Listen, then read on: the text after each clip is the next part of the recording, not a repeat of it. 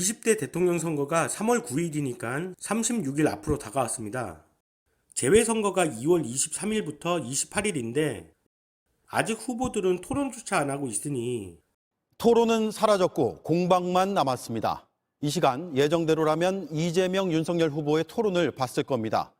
토론 자료를 가져와서 보게 할 건지 말 건지 유권자 입장에선 그리 중요하지 않을 수도 있습니다. 그런데 왜 그렇게 얽매이다가 토론까지 무산시켰는지 이거야말로 국민의 알 권리를 침해당하는 게 아닌가 싶네요. 특히 이번 선거는 후보들의 자질이 문제되고 있는 만큼 우리라도 미리 공약을 좀 살펴보고자 하는 취지로 만들었습니다. 이번 대선 뽑을 사람이 없다. 이런 말 요즘 주변에서 많이 듣지 않으십니까? 정말 그렇습니다. 지지 후보가 없거나 모르겠거나 아예 응답하지 않은 사람 25%, 무려 4명 중 1명입니다. 직전 조사에 비해 8%포인트나 많아지며 민주당 이재명, 국민의힘 윤석열, 양강 후보가 확정된 이유 가장 커졌습니다. 자, 먼저 이재명 후보의 공약을 살펴보면 주요 5대 공약을 내걸었는데요.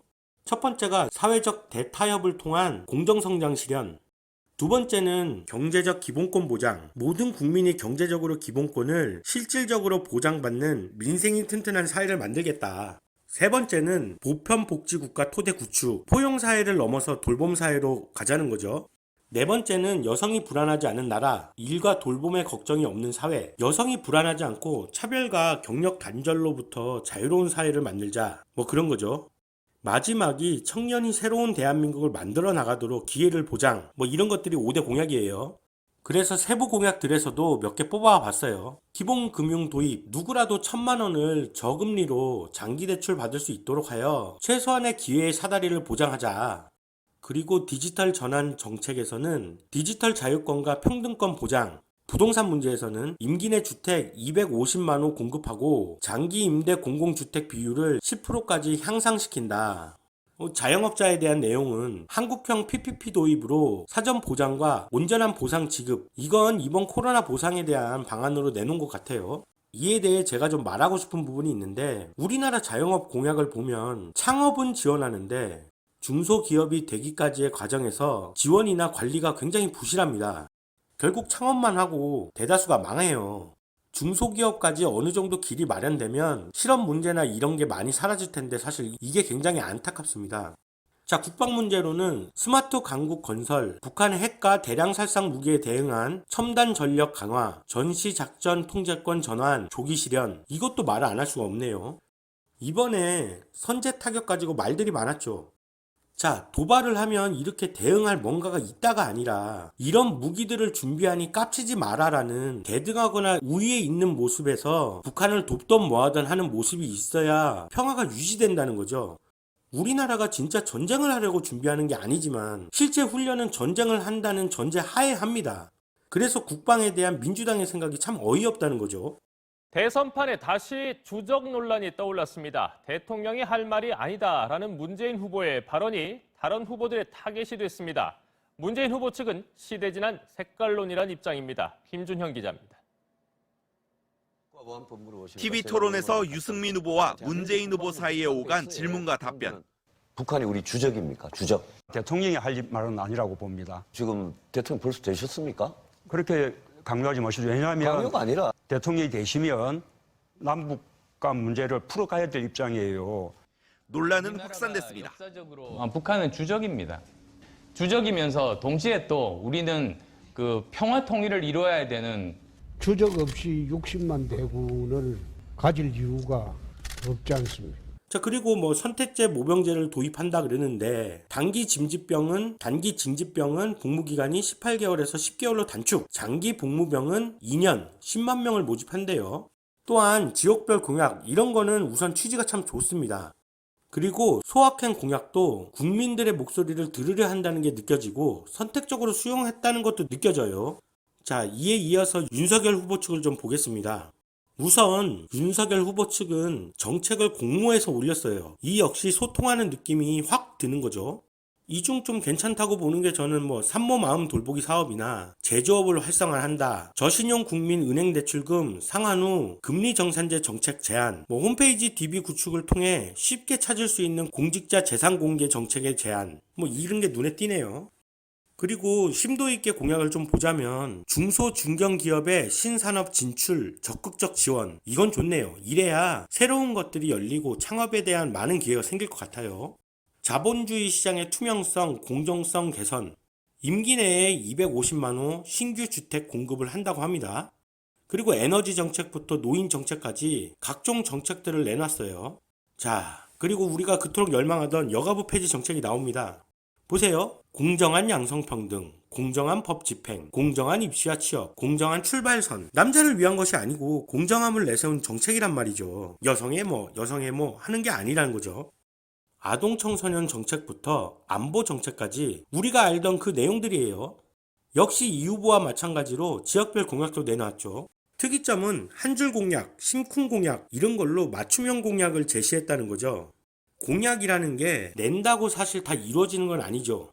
여당의 입장, 야당의 입장, 공무원의 입장, 부자의 입장, 자영업자의 입장, 각계각층의 다른 입장들이 있어요. 이를 위해 국회의원이 있고 검토하고 토론하며 정책을 완성시키는 거겠죠. 자, 그리고 허경영 후보는 긴급 생계비 지원 1억 공약을 제시했죠. 여전히 미친 소리로 취급하는 사람들이 많은데 이미 예전에 출산 장려금 1억 5천만 원이나 기본소득에 대한 주장을 했던 게 허경영이었고 많은 사람들이 그때부터 정신병자 취급을 했습니다. 지금은 그런 공약이 나와도 이상하지 않죠. 다만 각종 의혹들은 좀 해명을 제대로 했으면 좋겠어요. 해명 영상이 있기는 한데 저는 좀 알아보려고 찾아보다 보니까 본 거고 실제로 찾기가 쉽지는 않습니다. 그래서 해명 영상란을 좀 만드셨으면 좋겠고, 그리고 개인적으로 좀 당부 아닌 당부를 드리자면 보편적인 생각을 가지고 계신 것을 좀 증명하셨으면 좋겠습니다. 자꾸 좋은 기운 있다고 이렇게 하지 마시고. 아무튼 정치에 관심을 갖다 보니 허경영 후보나 안철수 후보에 대한 과거 제 생각이 조금 바뀌었어요. 물론 영상에 안철수 후보에 대한 언급은 안 하지만 지극히 정상적인 사고를 가지고 계신 분이라 딱히 다룰 게 없어서 그런 것이니 제가 편향돼서 그런 건 아니에요. 우리 나이대의 사람들은 아시겠지만 저희가 20대 때는 안철수 하면 우상 같은 거였습니다. 그래서 더 안타깝죠. 마지막으로 공약을 못 지키면 왜 못 지켰는지를 소상히 얘기하고 그에 따른 국민의 심판을 받는 그런 방향이 되었으면 좋겠다는 것과 그동안 후보들의 공약 하나 보지 않고 투표를 한 제 스스로에게 참으로 반성의 시간을 갖는 그런 설이네요. 애국하는 마음으로 하나 둘씩만 더 나오면 저출산 문제 다 해결될 수 있습니다. 애국심을 가져야 됩니다. 둘째부터는 출산 지원금을 획기적으로 늘려서 50만 원 드리겠습니다. 또 셋째는 100만 원, 넷째는 300만 원을 지원해서 서민들의 출산 의욕을 높이고자 합니다. 순풍순풍 많이 나오십시오. 황정민 후보 생각은 어떠신가요? 글쎄요, 이 저출산 문제라고 하는 게 아무래도 교육비도 많이 들고 대학 등록금도 많이 오르고 있고 취업도 어렵고 또 월급은 쥐꼬리만 하고 집값도 오르고. 보겠네.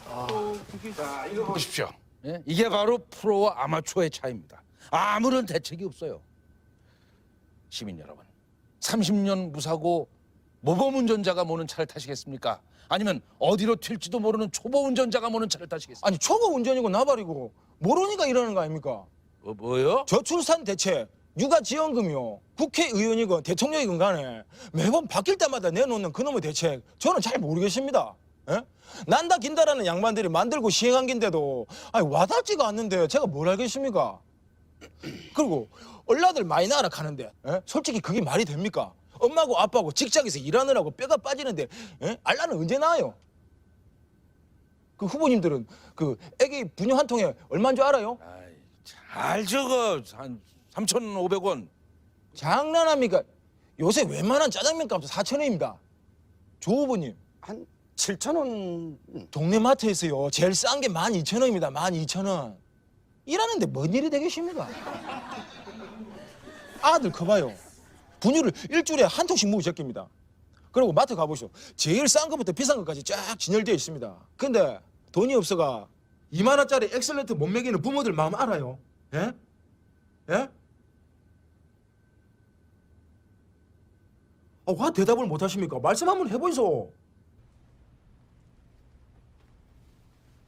아니 그러니까 그래서 정부에서도 그 모유 수유를 적극적으로 권장하고 있는 거 아닙니까? 엄마들이 무슨 졌습니까? 짜면 그냥 막 짝짝짝 나오고. 맞네, 맞아. 남자들이 뭘 알아? 얼라들 학교 급식이요. 그게 뭐 돈을 낸다 안 낸다 중요한 게 아니거든요. 부모가 맞벌이로 회사 나가 있는데 그럼 아들을 아무도 없는 집으로 그냥 보내요. 예? 혼자 밥 챙기느라고. 에휴, 이건 아니잖아요.